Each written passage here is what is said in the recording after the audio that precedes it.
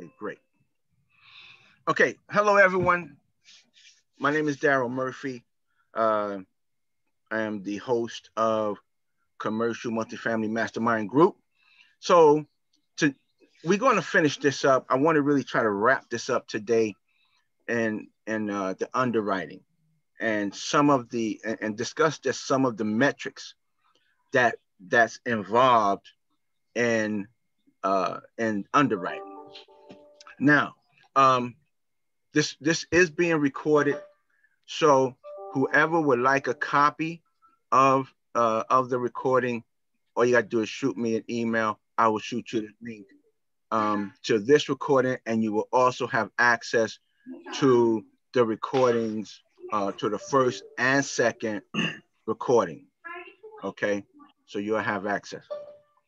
I am going to ask that everyone just mute themselves, so that way in the recording, it won't be a lot of background. All right, so like I said, people are still coming in, but we're going to go ahead and get this thing kicked off. All right. So last week, I left off with the expenses. Okay, explaining the expenses, real estate taxes, the things that are highlighted in yellow, that is the real estate taxes, insurance. These things you will be able to, the real estate taxes you could get from your local municipality. You may need to call them. You may need to go to they may direct you to their website. Each district is different. Okay, each different district is different. Let me also, one thing I want to do is put my, yeah. Okay, I'm just going to put my email. Yeah, you could use that one, Brian, or you can have it come directly to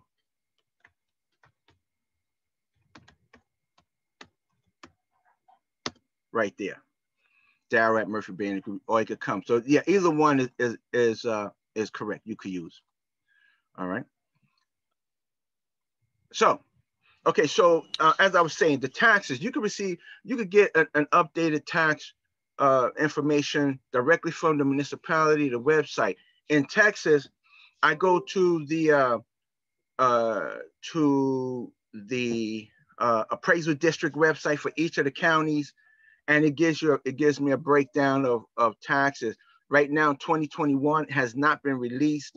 They're still on 2020, and that is, so as for your insurance, what I do, I reach out to JT Lynch, who is on this call, who is on this call. I do believe JT is here. I think he's here, but he's with King Ramsey. So King and Ramsey Insurance Company. I reach out to him to get an update for the insurance, and that's what I'll use. Because the one thing you don't want to do is submit an LOI. You haven't updated your taxes and insurance, and then when you get to the closing table, come to find out that you have a little situation. All right, come to find out you have a little situation. Okay.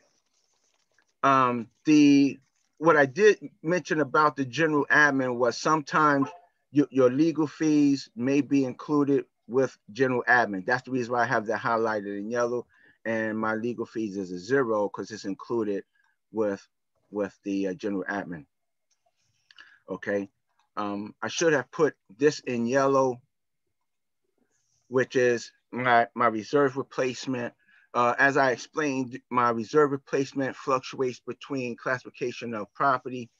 Okay, so if it's an A-class property, it'll be between, say, 250, 300. B-class property, but or let me just say, newborn, 2020 to 2015. 2020 to 2005, it would be between 250, 300. 2005 to to 1990, I do believe that's 15 years back, then it'll be between 350 and 400, and anything after that is going to be 400 and greater. Okay, and then once you get into 1960s and 1950s, you better believe it's going to increase even more. All right, so that's where we left off. With everything else here, you really need to consult your property manager to discuss if anything else is going to change, such as management fee. The person over here that has a management fee may have a 2 or 3, but you may not have a 2 or 3. You may have something else, or less or more. Okay. So now we went through all of that. We have our total expense. We have our income. And what does that give us? Total expense and income give us our NOI. Okay. Give us our NOI. From this point, we could calculate the cap rate, or we could calculate cap rate, or we could calculate purchase price from with the NOI, right? So so now we're going to jump down into the summary right here. All right. We're going to jump down into the summary. Now, the reason why I want to jump down to a summary, because when I left off, I mentioned about the loan constant. All right. So what is the loan constant? The loan constant incorporates two factors, and that is the principal and the interest. That's what it constitutes, right? If your loan constant, if I lower or raise this interest rate, it's going to lower or raise your loan constant. So what does the loan constant? Because if you look over here to my left, it says loan constant, cap rate 1 point above loan constant. Okay. So what is the correlation between the two?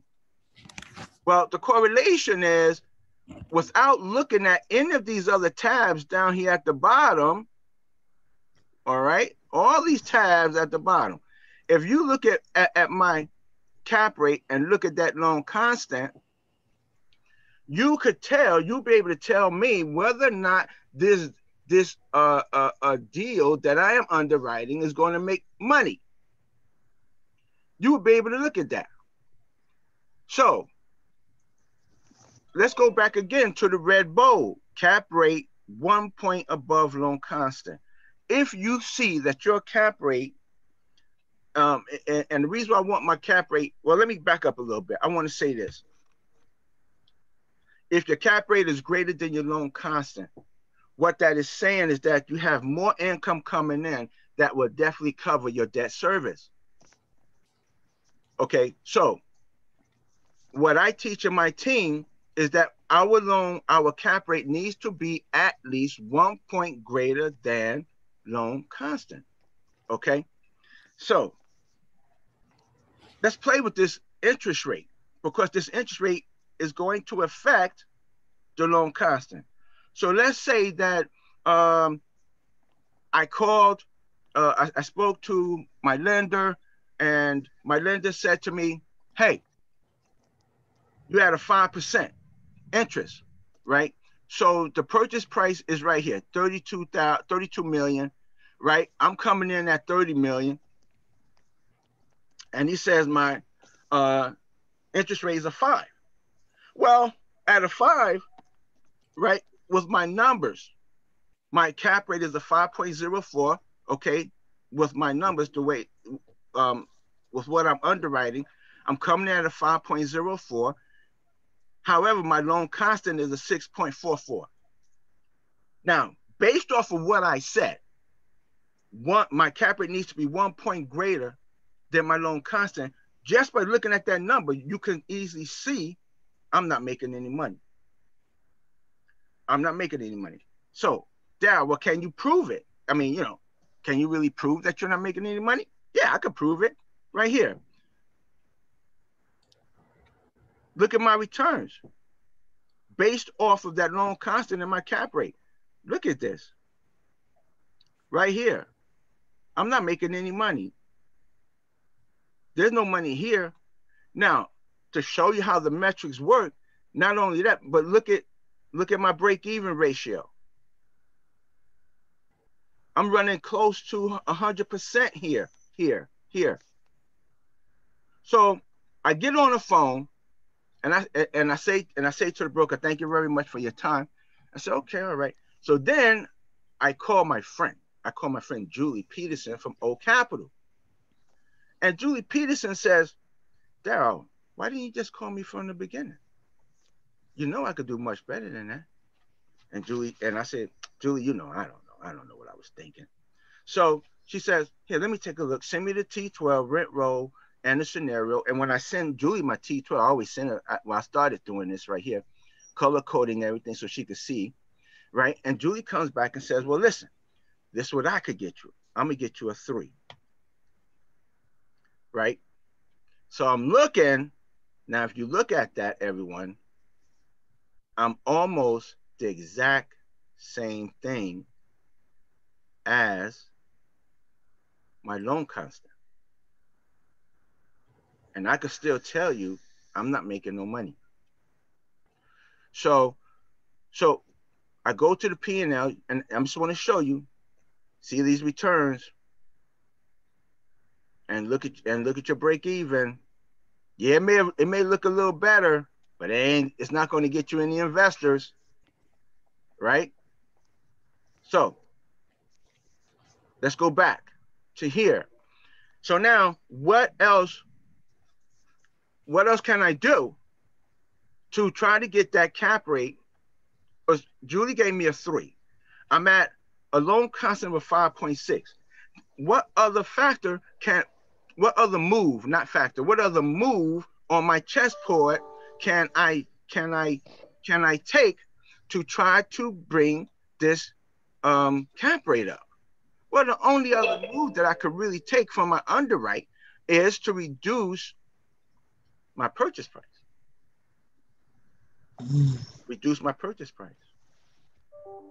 So let's just reduce the purchase price just for GP. Let's take it down to 25 million. Oops. I wish it was $25. Okay, so we take it down to 25 million. Now my cap rate is just about, I'm going to say just about 1 point greater than my loan constant. Okay, now I could say, and all of you could look up here and say, well, Daryl is starting to look a lot better. He is close to that 1 point, 1 point greater than his loan constant. Let's see how his numbers are going to look. And as you can see, it does come up. It starts looking a little better. It comes up. Where depending on, and I want to say this right now, depending on your strategy, depending on your investors, what type of investors you are pulling in, what type of, depending on what you're going to do with this property, because remember, it's a stabilized property. You can possibly get investors to come in on the deal, because you're not finished underwriting the deal yet. You're not finished yet. Okay. However, the only thing that would stop me would be my break even. I'm not for my first 2 years, I'm not too happy with my break even on this right here. Really, I'm not. And that's only because I'm still greater than 80. I'd like to try to keep my break-even ratio about 80% or less. Okay. I'm not that far, but I'm still not really happy.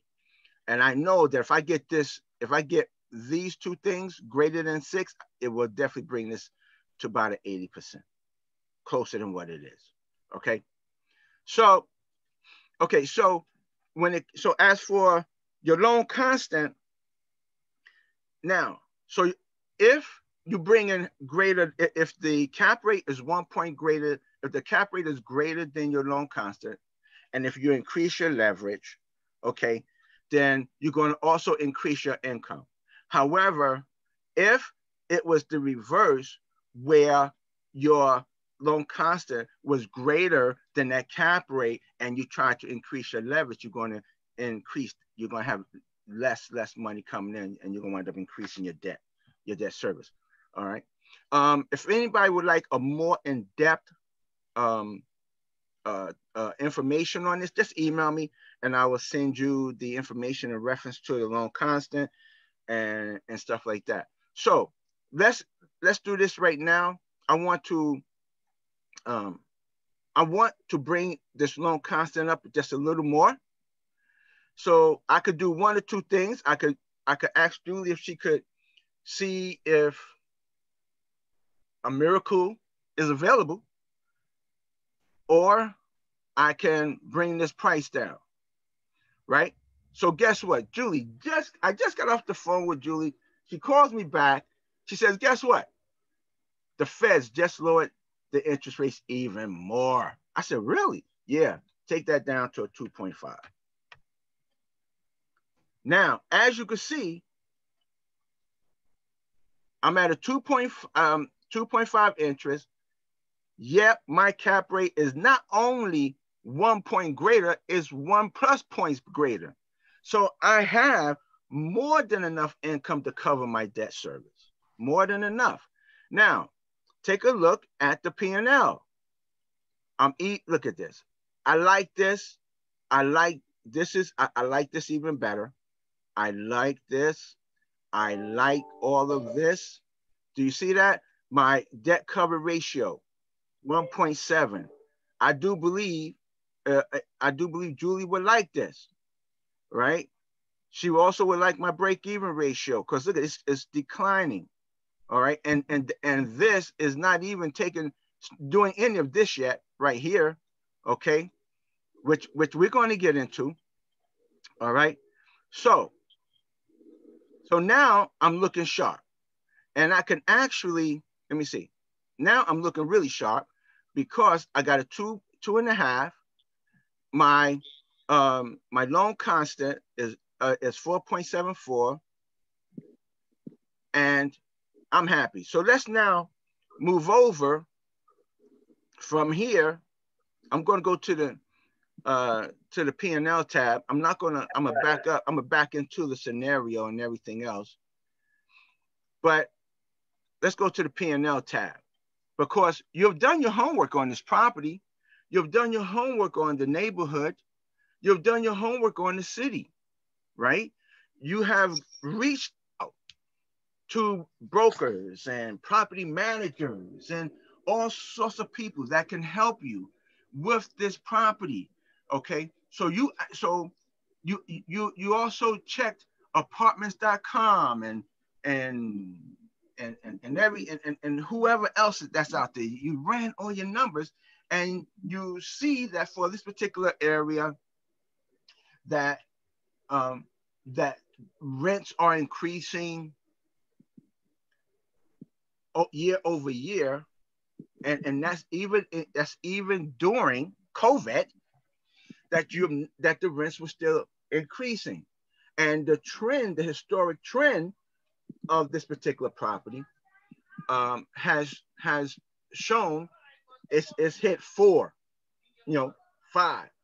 So since we are in COVID, right, and since we're in COVID, a lot of investors, including myself, have been underwriting for a 0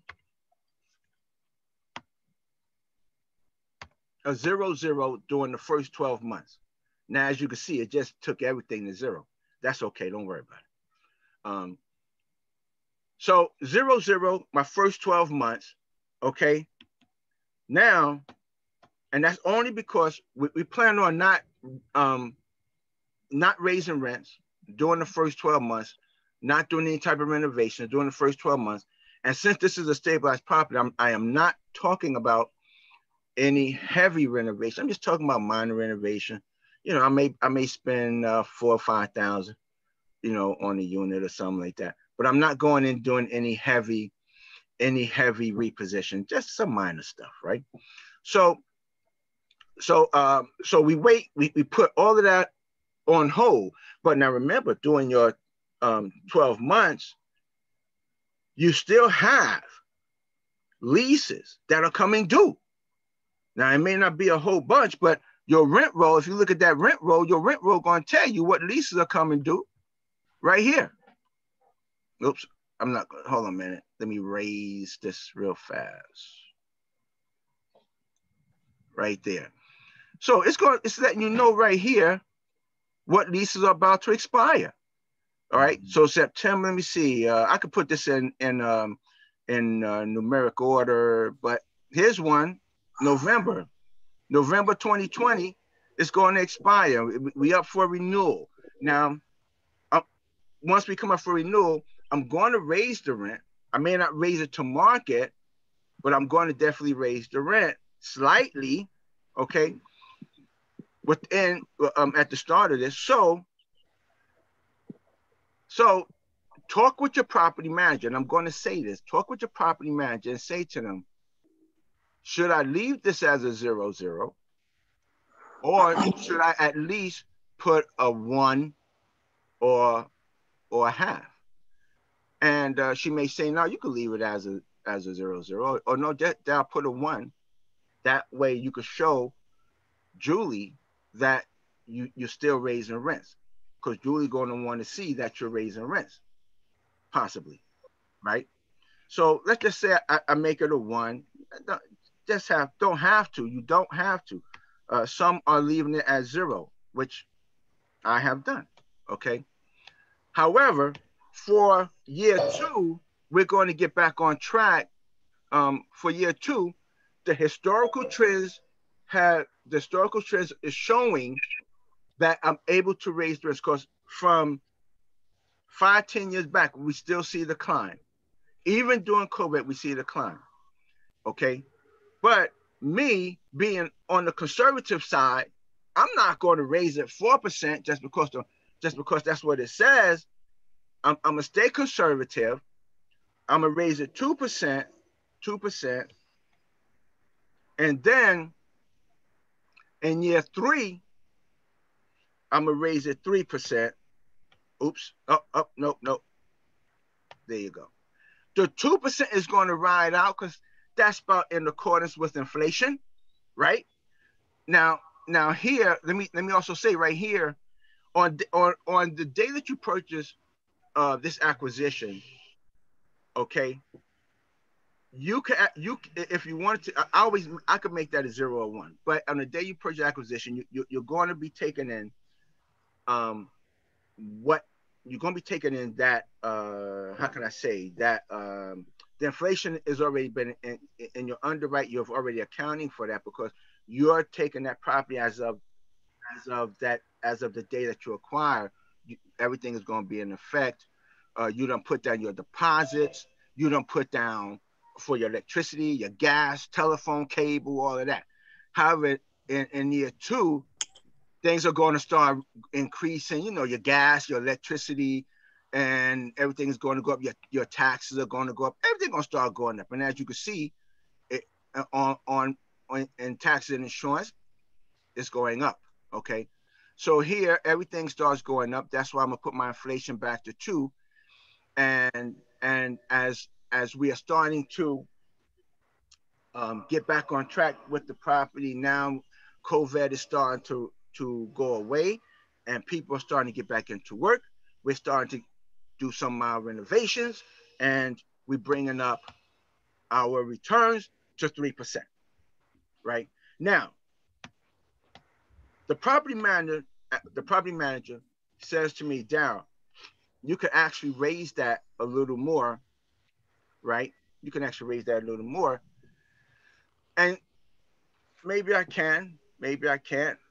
However, I say to my property manager, listen, I really would like to stay conservative, because in the event, and although I may have the historical trends backing me, supporting me, I want to stay very conservative on my underwriting. That's what I would like to do.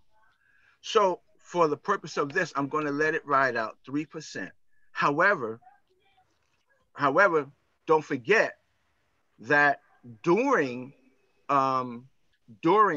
your year 2, year 3, you may do some mild renovation to where you may be able to bump up the rents a little more doing 2 and 3. So here, sometimes what I will do, if I'm going to raise, depending on the difference between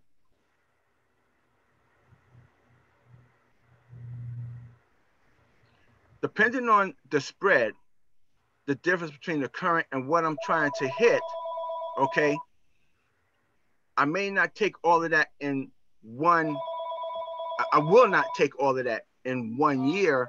I could spread that out over 2 years. Okay. So that, and if I spread it over 2 years, I could take that and just add a little bit to here, a little bit to here, and then let the rest go. Now this is going to raise these numbers, these two numbers here, but then this issue is going to just level back out to 3. All right.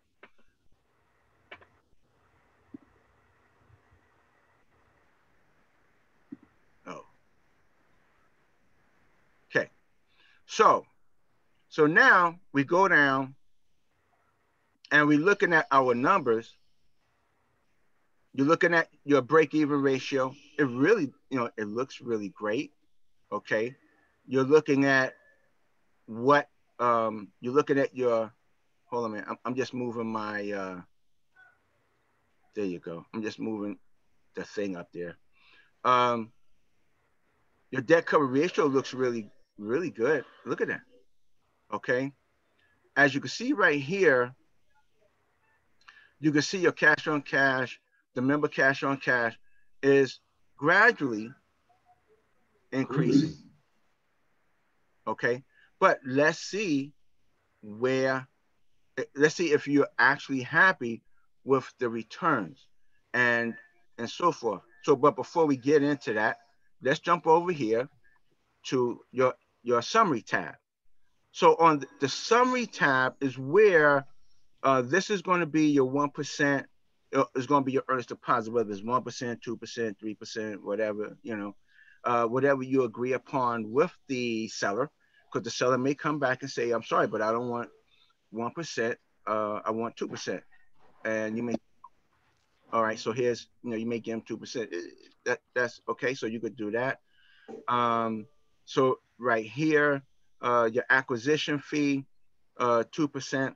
If you feel by this being a big deal, a large deal, okay, by this being a large deal, you may reduce this to 1%, because this is a large deal. It's your deal, all right. So let's say I just take it down to 1%, all right. And then what I do, not only am I going to put money in this deal, say 50,000, I could take also, if I don't have to split my acquisition fee, I would take 200,000 of the acquisition fee, and I will put that into the deal. All right. Okay. But so why not just put, okay, Darryl, wait a minute. You just said you're going to put 50,000 cash and only 200,000, but really you're not putting nothing in. Well, that's not true, because depending on the investor, or the LPs or other GPs, whoever may be assisting you with this deal, they may not count this as you putting anything in. They may want to see you put money out of your pocket into the deal. So whether if it's 25,000, 50,000, 100,000, it depends. Okay. But so I will just, so let's just go with that. Okay. I'm going to put in 50,000 out of my own pocket, and then I'm going to just take 200,000 out of the acquisition fee and put back. Okay. And also contribute, not put back, also contribute to the deal. All right. So the market cap, I came in at on my market cap, just let's make sure it's all the same. Yes, it is 6.04. Okay. 6.04. Now, on my exit, this should be 1 point greater than my going in. So on your exit strategy, that should be 1 point greater. And yes, it is. Okay. When you are underwriting your deal and you're putting your business plan together, the one thing that you're going to want to take into account is things could be worse. So 10-year hold, we're going to do this at, we're going to take this, bump this up 1 point. Okay, and it's really like 1/10 of a point every month, but so it's say 10, it's gonna be every year. So that's 10 years. That'd be 1 whole point. So based off my going in cap, which is over here, and my exit cap, which is here, I'm saying I'm expecting that it's going to go up. Now, suppose it doesn't go up. Suppose the market gets better, and your exit and when you get ready to disposition this acquisition, it goes down. It's less than 7. Well, of course, you know what that means. That just means more money to be distributed. That's all that means, right? More money to be distributed. Okay, so okay, so here, so now we're here. Hello. Hello. Hello. Hi, Richard Kaplan. Hello. Oh, please mute yourself. Understand your email. So you say 1123. So they deleted this and you don't understand why? Is that what you're saying? Hold on, let me pull it up. I don't know what 11.3 refers to. All right, give me 1 second, everyone. 11.2.3. There's a way you can. It looks like the language is still there. Unmute. And there you go. I got it. Thank you, everyone. All right. All right. So what's going on down? Hey, Robert. So okay. So now, as we come down, we're looking at everything.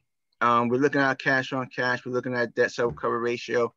Also, I meant to say up top, your scenario that you're working on, this here brings in which because there are 8 scenarios that you could work off of, but of course scenario number 1, if you look right over here, it's going to tell you that scenario number 1 is your marketing package. Scenario number 2, the version 3 projected for my underwrite.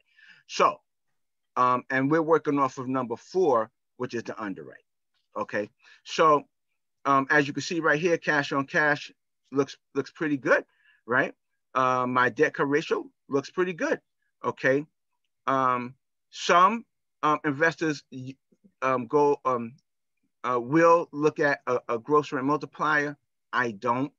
I'm starting to learn about it because of my mentors who looks at the gross rent multiplier. But to me, it just really doesn't have much of a bearing. But I'm sure I will find out, right? Here is where you're going to do your splits. Your who's going to get what? Member equity, the LPs, you could 75, 85. This is where you can also play with the numbers, because if you're doing the 80-20 and you're looking at your average annual return is at a 20%, and I'm gonna tell you 20% at average annual return is excellent. That's really good. That's strong. That's strong. So you could probably play with your 80% and take it down to a 75. All this is it did drop your IRR a little bit, but there you go. How about that one? Okay, take it back up. All right. Or let's try this right here. Leave that at 75, but if you're willing to take a 1%, if you don't have to split this free with anyone else, maybe you could just do a 1%. See, and it takes your numbers back up. Okay. There are some investors that believe in using a preferred return. If you happen to use a preferred return, let's just say you do a 7% pref. Okay, please look at your numbers, because if I do a 7% pref, will I have money to pay out that pref? And you need to take a look right here, because this is where your 7% pref comes in, right here. All right, and as you can see, the 7% pref come in, and then the rest of the members, and then you will have the 75 to 25 that's going to go to you. Okay. Some people don't use a pref. Some people do. It is your choice. It is what agreement you have made with your investors. Okay. Whether if you want to use a pref or not. Okay. So no one can make you use a pref. Just see what your investors, what you're looking for, and then you just find the investors that's going to meet, that's going to want what you want. That's how that works. Okay, that's how that works. Okay, so I'm just about done, everyone. Okay, so now my average annual return looks nice and strong. My total return on investment is 192%, which is very strong. My IRR looks very strong. What is the IRR? The IRR takes into account of all the monies. That's all that does. That's all that is. I'm not going to go deep into that, but the IRR takes into account of everything. It takes into account time. It takes into account of all money that has gone into the deal. So 14.4%. Okay. Now, on my acquisition, this here just takes into account of my legal fees, syndication, and so forth. And the one thing that I did not do was put in the P&I of what Julie is going to tell me that is going to be needed from Fannie Freddie. They're going to hold it for 12 months, and then they will give it back after the 12 months. And that will be the funds that I'm going to use to do my slight renovations, okay? To do the slight renovations, all right? Now, I have to travel. I live in the state of New Jersey, but I invest in the state of Texas. So I'm going to have to travel back and forth. And that's all this is, just my little travel time. I got to eat and stuff like that. I just calculated 5,000. Okay. All right. So what is your business plan? If your business plan is to refi on, say, year 5, year 6, year 7, you can say, okay, well, I want to refi on year 5. All right. Will I be able to do it? That's what this is. You're able to put into your business plan. Will I be able to refi on year 7? So you ask Julie, well, Julie, in the program or the deal that in the program that I have, is it a 510 or 710 or whatever? And she may say, well, it's a 710. Okay.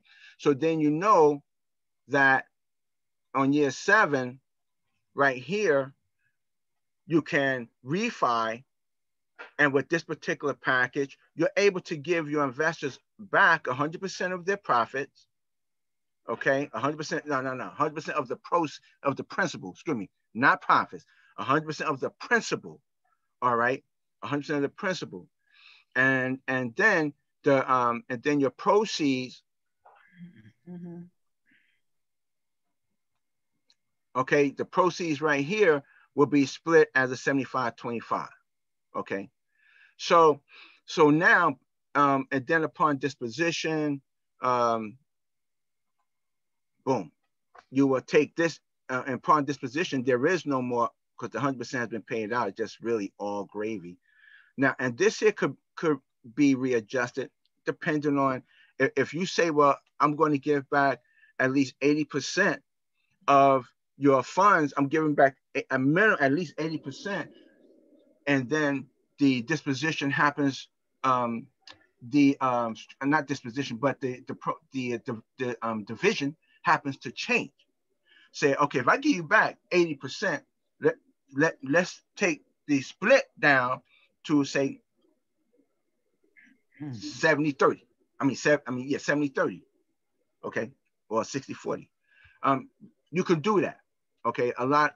What my business plan was always to hold for 5, and then if this was ever 100%, is give them back all their principal, and I still keep them in for another 5, and then they would also, of course, my split would change slightly, but not a lot. It would change slightly, maybe 70-30 or 65-35. But it would change slightly, but they're going to still stay in the deal, okay? And they will get proceeds. And at this stage in the game, it's strong. It'll be infinity. So this is, and then this here is just what this shows is your refi period. This shows all a year over year of your cash, a year over year of the average annual returns, the return of distribution. This is going out to your members up top here, okay? And this part right here is combined of both. So as you can see, with this being combined, that's the GPLP. The numbers are nice and strong. So I wanted to just cover how to underwrite a deal, some of the things to look for. I may not have touched bases on everything, and if you have questions in reference to that, just you could easily shoot me a question at my email that I put inside the chat room, inside the chat box, and I'll be more than happy to answer. At this present time, are there any questions in reference to what we have discussed? You can unmute yourself and shoot some questions. Also, if anyone would like a copy of the write-up for the loan constant, let me know, and I'll be more than happy to send you over a copy of the loan constant. So that Daryl, I got one question, Daryl. Sure, go ahead. Is that 79,200? Is that 12 months P&I? How much is that? For your operating reserves, sorry. Oh. No, that's $300. $300. This unit was a B class, so I allocated for capital reserves just to put on reserves. 379,200, and then right here, as you can see, I'm still on day of acquisition. I am also budgeting that I'm still going to be putting more money in from this here. So this is going to be my initial raise right here. That's just going to sit there just in case if something goes wrong, if I need it. And then this is going to go back and just going to constantly put that money back. Yeah, it seems like for a deal this size with the loan that big, it would be a lot more than that. That's the reason I'm asking. Okay, the reason why it's 300 is because I base my numbers off of the age of the construction. If this was an A-class building, it would have been probably 250 to 300. By this being a B-class building, I probably could have raised it up more, but I do believe it was at the time when I was underwriting this here, because this is an old deal. At the time that I was underwriting this building was fairly was coming out of that age of an A to a B. Mm-hmm. So that was pretty decent. And I'm glad you brought that up, Brian, because also I want to also mention sometimes your lender is going to have a minimum requirement that you have to have, whether it's 300 per door or 350 per door. Sometimes the lender is also going to say, well, for that particular building, you got to have $300 a door. Now, for this one, back then during that time, I didn't know Julie and Peterson. So I do believe they were requiring a 250 per door, but I took in 300 per door. I always take in a little more than what the lender is going to ask. So if Julie tells me, Daryl, we're looking at 350 per door, then I'm going to bump it up to 400 per door. You also have to keep in mind that if we're doing agency debt, we're going to be looking at anywhere from 12 to 18 months on principal and interest reserves for 1 year. Where do you have that in here? Now, maybe this was before you sized it. When you sized it, it was before COVID. Mm-hmm. where would you put that in this model? Excellent question, Julie. Excellent question. So as I was going through this, remember I said, everyone, that right here in acquisition, I would have placed it right here under the lender held funds. So let's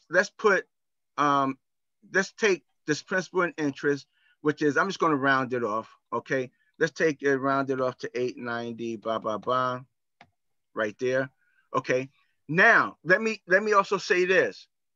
Okay, what I used to do, I used to take that 890 and I will put it on D12 where that 0 is. And I would put it, I used to do this. I would put it there to show that I'm going to return it after, right? After Julie and them give it back to me.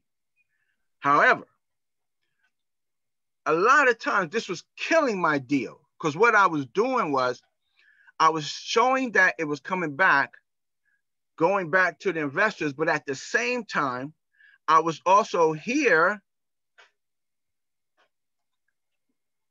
in repairs, putting in money to do minor renovations after the 12 months, after, okay? Because remember what I said, I was holding this. We weren't going to do any renovations during the first 12 months. It wasn't going to be until the 13th month that we started kicking in some renovations, right? But it was killing my deals. I mean, killing them. So one of my mentors said to me, Dow, stop doing that, because it's killing your deals. Since you're not going to do any renovations, he said, take this money here, right here, and instead of giving it back, hold this money to do the minor renovations. That way it won't kill your deal. So now, instead of me showing that it's coming back, I leave this as a 0. And when Julie and them returns this capital to me, whatever slight renovations that may need to be done, I could go ahead and get the slight renovations done. And then whatever else that I don't need, I could return. Because remember, I'm not looking at doing any major rehabs. I'm not looking at any repositions. I'm just doing minor stuff that to where I could bring the price up even more to market. So I'm not I'm not going to probably need all of this to do that. Okay. I'm glad Julie mentioned that. Where would I put it? I did put it here, and then on my returns I would show that it was coming back, but then I stopped doing that. So I'm going to tell you this. You could put it here, or you could put it here. It's going to be your choice, because either way it go, that money is coming back, and you're going to use it for whatever. Okay. So, but I like to leave it here, because this tells the investor that Julie and them is holding this money. I will let my investors know, okay, that when the funds come back, these are the funds I will be using for slight renovation. When I said here, I meant here, L14. Matter of fact, let me, I'll make this a yellow, because see right there, that says repairs, right here. So that's where you could do it. But I like to put mine under acquisition, because when I send it over to Julie, Julie could see that it's in acquisition, and she's not going to have to shoot me an email saying, Darryl, you didn't put the P&I away. I'm going to leave it right here. I may leave a little note and highlight it yellow to let Julie know, because I like to leave notes. Julie know I love leaving notes for her, and for anyone that I send my underwrite to. I love leaving notes to make things so that they understand what I'm doing and what my plan is. I like leaving notes. So Any other question? Oh, Lawrence, did I answer that question?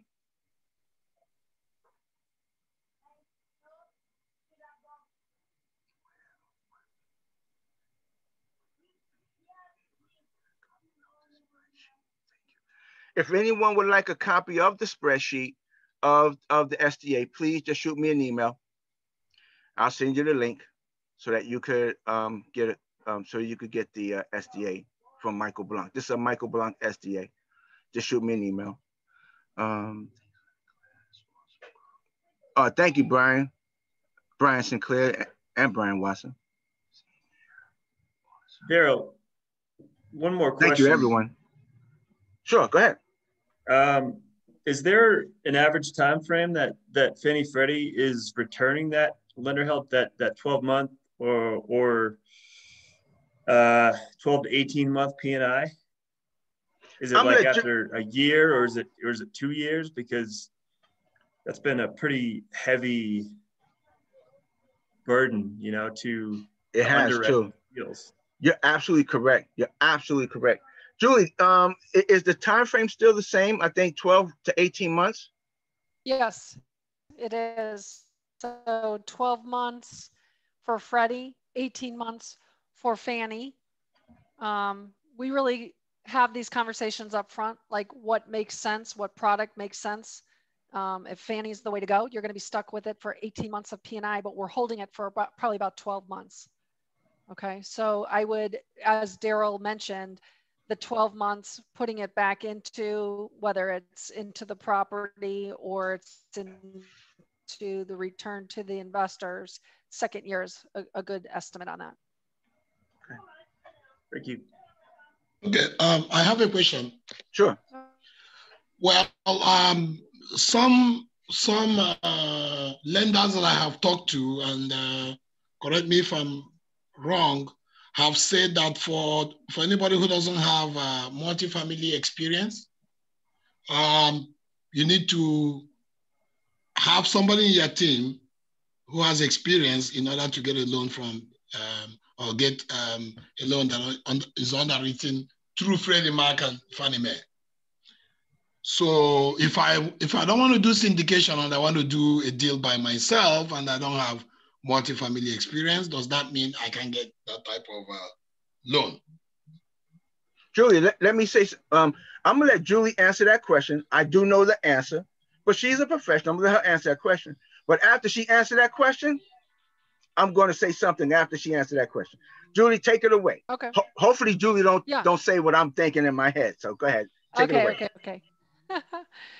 Okay, so the question is, do you have to have multifamily experience? And as of October, like right around the first of the month in October, Freddie now is requiring, which is different from before, where it was, hey, you live close by the asset and you're going to have third-party property management. Freddie would have said, yes, that's fine. We'll allow it. Now you have to have 2 years.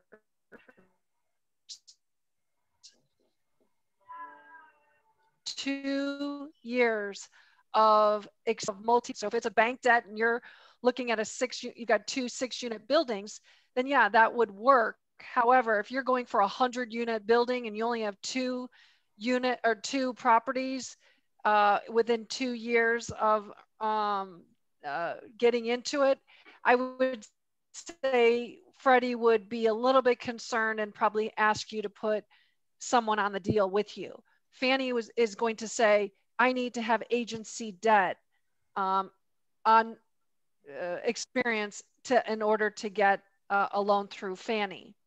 But as you may know, this is a team sport. So taking down a property that is $1 million or more for agency requirement, if you've got the net worth and liquidity and you want to do that and you don't have experience, yeah, you're going to need to have somebody on your team. Again, it's a team sport, so you're going to need to find that person.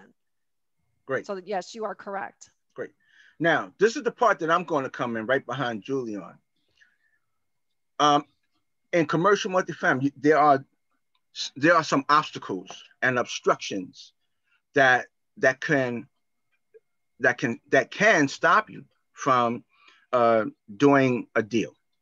Whether if you got the experience is one, whether if you have the credit is another, whether if you have the money, that's another. I just named three. I'm only going to just, these are the three. And really, these are the main three. I don't have the money. Okay. I don't have the experience. Okay. Can I still do a deal though? Yes. The thing here is networking, working together as a team. I do this lunch and grow with commercial multifamily because it gives us the opportunity to get to know each other, to build a relationship with each other. I have built a strong relationship with Julie, Natalie, Yesenia, Hashem, Brian, Robert, Moses. I can't see everybody that's on here. I can only see 12 people. But I have built a relationship with each of these people that if I was to get a deal, I'm not saying that they're going to come in on a deal, but if I was to get a deal and the numbers worked and they saw that it was really good, that they would probably, and if I brought it to them, because I done made 3 contacts according to the SEC, I done made the contacts. If I did not have the money, then I could come to them, one of them, and say, listen, I really want to do this deal. Can we work together on it? So if I don't have the experience, then maybe one of them have the experience. But there I have, because somebody just have that experience of signing with Fannie Freddie as and meets the requirement, like Julie said, then they're part of my deal. Okay. And if they come with the liquidity, man, that's fantastic. So in commercial multifamily, don't let anything stop you from achieving the things you want to achieve. Build that relationship. You know the saying, your net worth, or is it network? Yeah, your network is your net worth. Okay, so don't let anything stop you from achieving what you want to achieve. Okay, a lot of people up here have money, and somebody up here could be your deal sponsor. All you got to do is get to know them. That's it. Next question. Moses, you're muted. Okay. Any other question? Daryl, hey, yeah, I have a question because you mentioned about break-even ratios. Yeah. And you kept on mentioning the numbers have to look good. Where should the numbers be between in order for it to be good, to be ideal? Was that in the profit and loss tab, the break-even ratio? Yep, that's in the P&L tab right here. The P&L, okay. Right. Now, if I'm not mistaken, hold on 1 second, okay? Give me 1 second, everyone. I know it's 12 o'clock, but I must take a look at something before I open my mouth.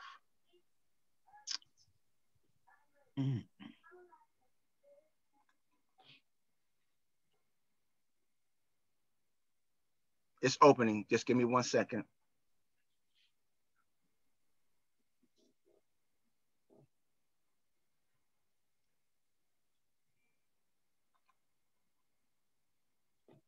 Okay, I saw what I wanted to see.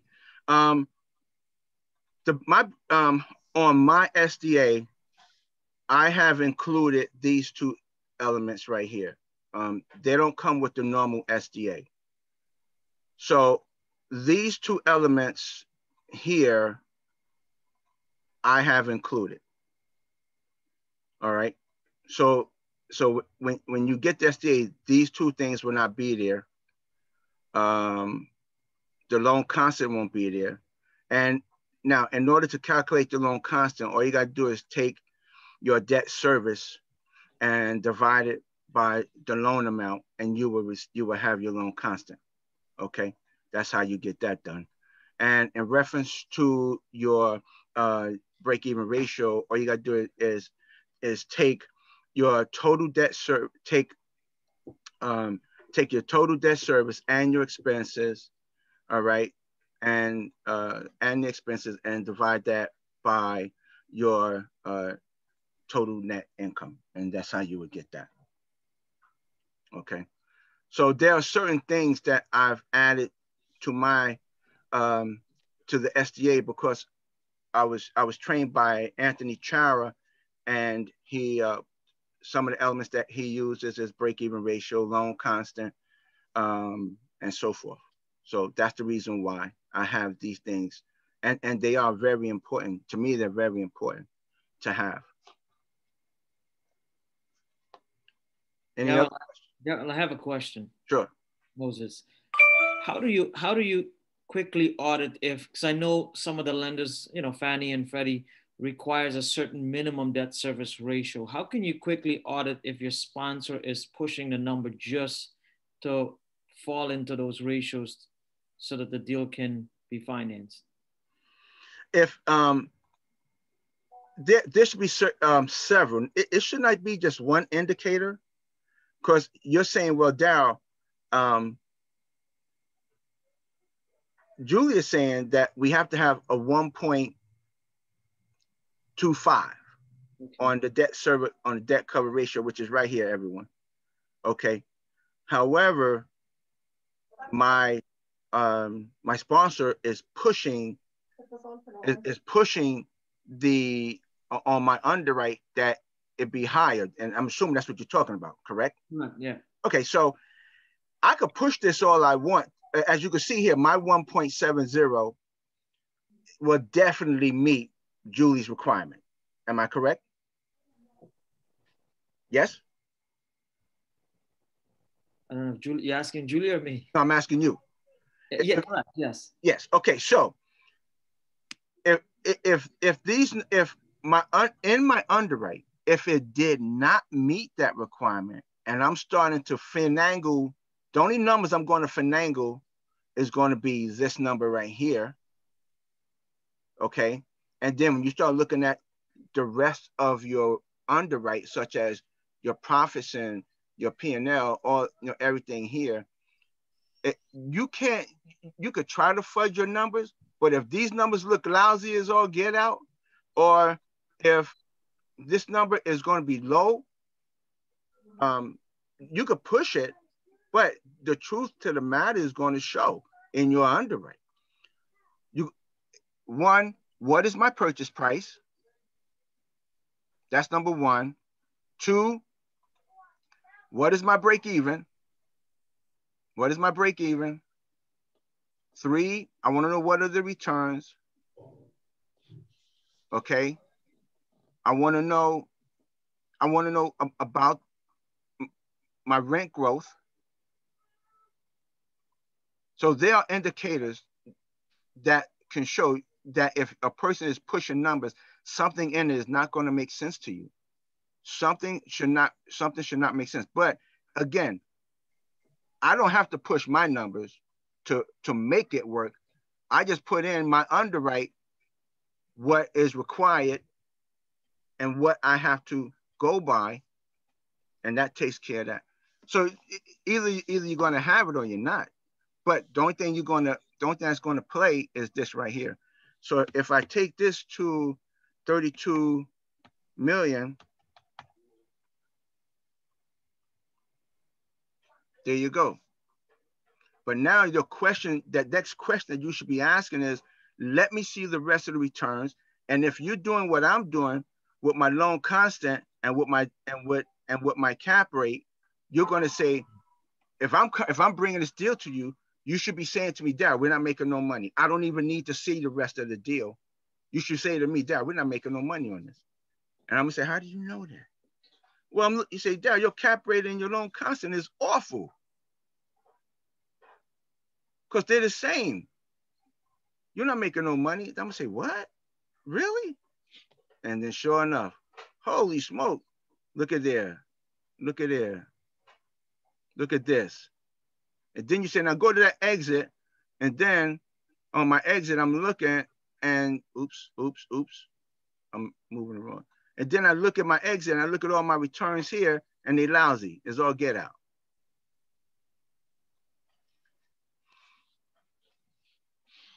So that's why when you underwrote, you have an exit cap higher than you entered, just to be on the safe side of your underwriting, being conservative. Yeah. On your disposition, when you underwrite your property, you should always underwrite to be at least 1 point greater.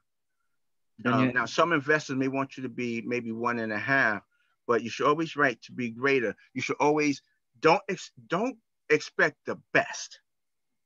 Expect the worst. Gotcha. Be conservative. So that's the reason why my underwrite is always, it will be 1 point greater. And I was taught this not just by as you can see right here, that sort of messed that up right there. But I was taught that not only just by Anthony Chara, but even all other mentors that I've had before. And by me, I'm also a commercial realtor with Keller Williams, and that's taught across the board. That you need to be very conservative in your writing. Don't expect. You don't have to go to the danger point, but you do need to write for in the event that the market does change and cap rates happen to go up in 10 years. And somehow they averaged it out to where it is a certain amount every single year that cap rates start to climb. Now, unless you get a drastic disaster to come in, of course, that changes everything. But yep, sure enough. So Daryl, one more question from me, if you don't mind. Sure, go ahead. I'm still new to all this, so some of my questions may sound stupid. What is no question is stupid. Don't say that. No question is stupid. Okay. What is the most of the time when I look at properties that people are advertising, they advertise the cap rate. Do I use their cap rate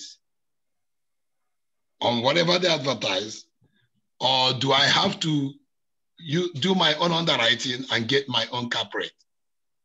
Okay, that's an excellent question. And then what is the minimum cap rate that one should shoot for? Is it personal, or is there an agreed minimum cap rate, or does it vary from location to location?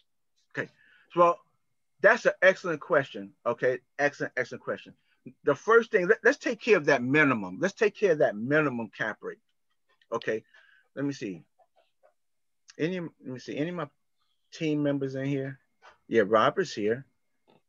I won't pick on you, Robert. I was going to pick on you, man. I won't pick on you. Okay, so the minimum cap rate. There is a minimum.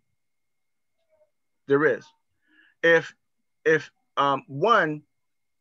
you ask a lender, what is the minimum cap rate they expect, they're going to say 5% or whatever the market is dictating, whichever is greater. So if the Arizona market has a cap rate, and hear me well, if the Arizona market is for that particular product that you have, which is say a B class, is running at a 4 cap, will you underwrite the deal at a 4 cap, or are you going to underwrite the deal at a 5 cap? 5 cap. Exactly. And why will you underwrite it at a 5 cap? Well, to be, just like you rightfully said, to be conservative, because anything could happen. No, you're going to write at a 5 cap because that's the minimum the bank is going to require. Okay, yes, okay, that's right? Correct. Okay, so now here we go. Here we go again. So now you're in a totally different market, because I'm going to get to your other part. So now you're in the Memphis market, and I'm not picking on Memphis, but you're in the Memphis market. The cap rate in the Memphis market for this particular product in the OM that the agent sent you, or the commercial broker, or whoever sent you, says in the offering memorandum, it says 5%. But the market says 10%. What are you going to use to underwrite? The 5 or the 10? 10. Exactly. Why are you going to use the 10? Because that's what the market dictates. There you go. Because that's what the market dictates. Every city, state, municipality is going to have their own cap rates. If you go to New York used to have cap rates of 2. Now, I think they're starting to change it a lot because people are leaving.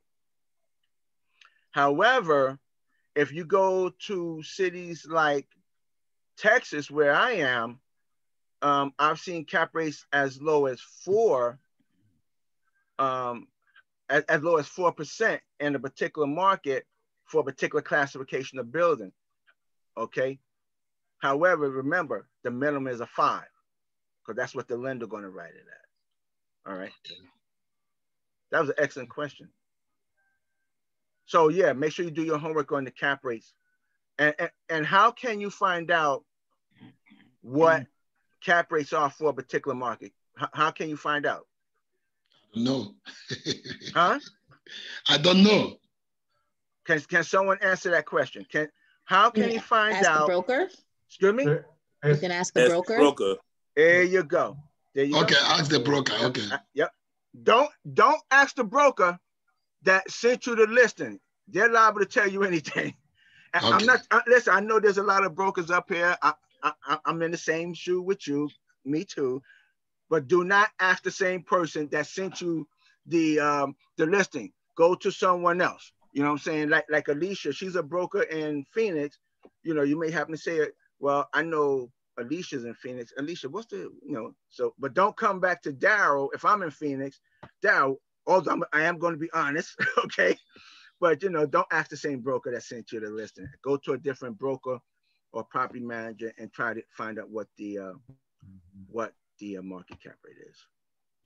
Okay, if you don't mind, another question. Go ahead. I have also looked at some properties, some multifamily, these are small units, where they send the pro forma. They use pro forma rents instead of the actual rents. I feel that I should be analyzing with the actual rents and not the pro forma rents. What do you think about that? Okay, so it sounds like to me, you told me you was new, but you don't sound new. I am new, really. That's how that sounds. You know what I'm saying? He told me he was new. He don't sound I'm new, really. I am. But no, you're absolutely correct. You should not be using pro forma numbers. Pro forma numbers are what they are projecting that's going to take place. That's going to happen. You must underwrite your deal based off your business plan, what you think is going to happen. What story are you going to tell your investors? That's what you need to write and do your underwriting based on. You're going to have a performer, but your performer is going to tell your story. Their performer is telling their story. And you should not use their performer, because if you do, you're going to be buying that building. I can tell you that right now. You will be buying that building, use their performance. Okay. Hey, Daryl, I think a lot of us are new on here, but I'm a realtor by profession. And the way I've always looked at cap rate is you have a property cap rate and you have a market cap rate. And typically, if the cap rate is low in the market, it's either stable property that the risks are low. And when the cap rates are high in that market, it's more riskier investment, but you also have a better cash flow. It's risk to reward. That's how I've always looked at it. I don't know what your take on it is. No, I'm not going to disagree. The higher the cap, the higher the return, but the greater the risk. I teach that all the time. The higher the cap, that's why I was mentioning Memphis. Again, I'm not picking on Memphis, but Memphis, you could get a high cap and you're going to get high returns, but you're taking on a greater risk in Memphis. Whereas if you come down to Texas, the cap rates are not as high, okay, as Memphis. And also, let me also mention this, because if you hear, we have to also, when you listen to cap rates, you also have to take into account where are we in our economy. You have to, because a couple of years ago, if you would mention Memphis cap was a 9-10.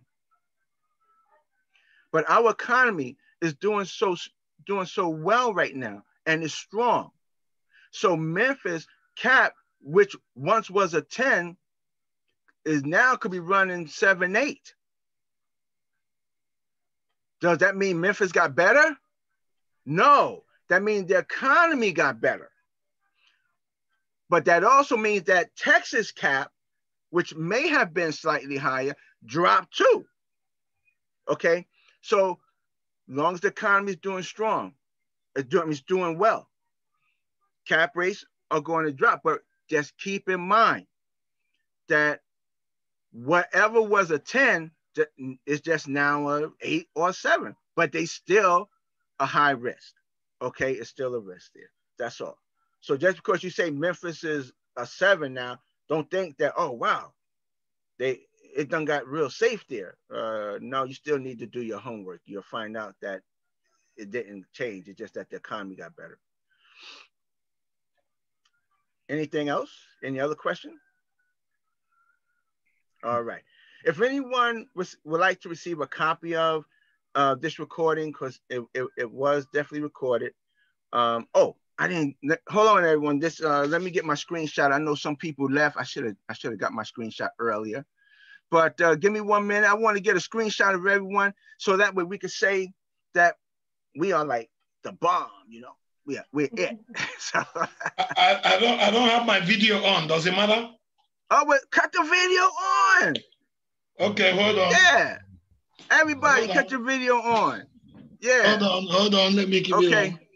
And if you're driving, don't look down at the camera. You keep your eyes on the road. I see you, Victor. Keep them eyes on the road. Don't you dare be looking down at the camera. Talking about, hey, all right. So let me get this set up. Okay, up. Okay, so did he cut his camera on? Yes, he did. All right. I'm telling you, I am good now. I have learned how to do this thing. Come on. Oh. Your hair's looking good, Lawrence. Let me see. What am I doing? Oh, man. How's my hair? Hit it. Hold on a minute, everyone. I'm sorry. I was messing around. Okay, everybody. Are you ready? Okay, 1, 2, here we go. All right, I got it. Thank you all very much. And I'll shoot a copy of this out to everyone.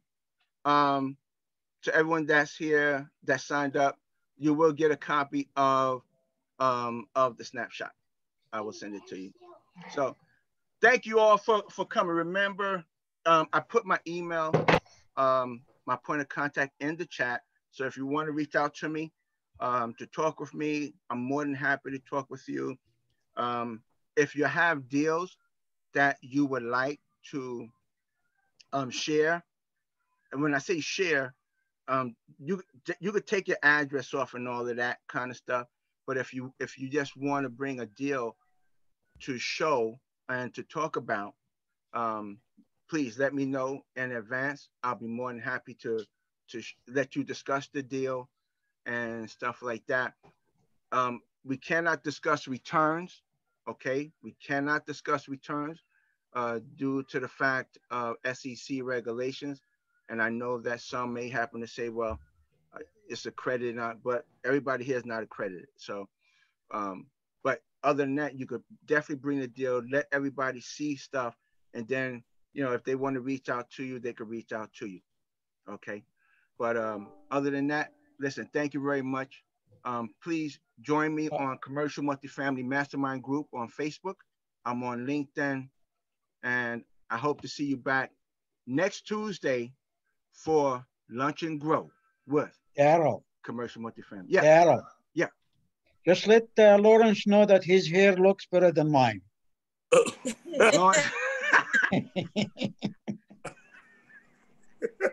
Thank you all for that.